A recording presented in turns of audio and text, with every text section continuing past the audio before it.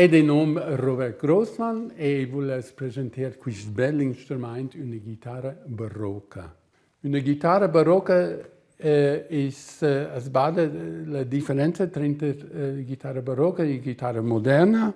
In sé, per via della forma, è più piccola e che do da mai corde, e le corde sono corde doppie, che vuol dire qui sono in ottave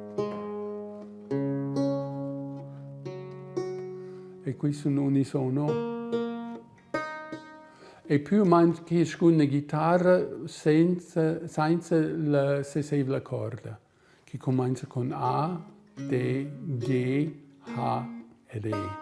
E la tensione di queste corde sono già da mai, perché la costruzione è già più delicata, può dire. Fu che con fispelline e con ornamentazione che è tipica per la chitarra barocca e in più il ciò dall'instrumento è un plan di ornamentazione. E la chitarra barocca rappresenta un sviluppo un strumento più bello del tempo medievale emettito Gitarren e c'era chi era una chitarra del tempo del Renaissance che aveva quattro corde e c'era il cominciamento o fino alla metà del XVII centenario è stata la chitarra barocca in questa forma. E verso la fine del XVIII centenario si mudò ad una più in direzione della chitarra moderna e per esempio nel 1680 mi mudò completamente a corde singole. Ci do da più volume, ma ci manca un po' il carattere speciale delle corde doppie. E che chitarre barocche d'Italia sono altre in territorio. Questa è una chitarra barocca tipica da Francia, di una famiglia di costruttori di strumenti che si chiamano Vabon. E quasi erano conscienti su Stradivari per le chitarre in quel tempo. Era fatto per il tempo di Louis XIV. La chitarra e il luth sono proprio due famiglie di strumenti.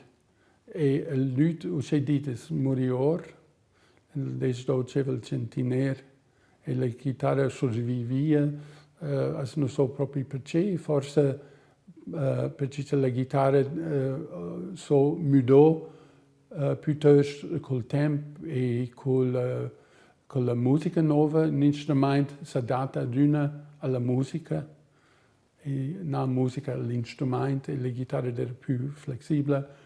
Ma fino al 1760 che era ben il svels luthista, 80 anni che sopravviveva e quelli non erano più attivi. E non sono magari pochi luthi perché che era evidente che non trova più luta e mi trovo da studiare le chambre e non più da fare musica che si butto in le spine. E perché non sono so pochi luti. La più grande parte dei luti originali sono in musei. Il luth era molto popolare in Svizzera. Perfino che esiste un manoscritto del luth a Sameden. C'è un giovane da Salis, Johann von Salis, o sono luth, è giovane, e si è battuto per un luth di Venezia, per lezioni del luth e per manoscritti, also notas, e appunto questi manoscritti preziosi in una Samedina in la Chiesa Planta. Ma forse fu buono da menzionare che gli strumenti e i manoscritti che esistono in la Svizzera per la chitarra barocca, quelli tucevano a quel Söldner. ci deren in fremden Dienst. In Francia, so Paris, Schweizer Garde, ob in Hollandia o in Italia, ci ho porto questi strumenti e notas accesa, ma che è sfizio di nervo di.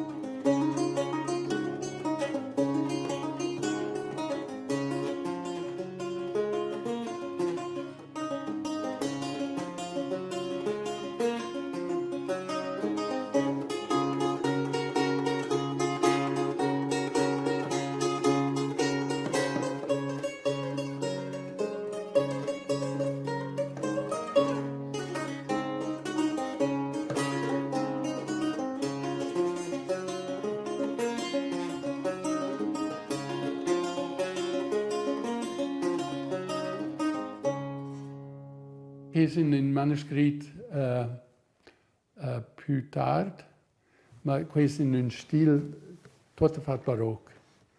E che vuol dire che esiste in 1800, ci sono in compagnia in 1710. E questo è proprio in un stile barocco, also di canario, che vuol dire un sotto, in quel tempo barocco, e mi penso che viene dall'isola delle Canarie,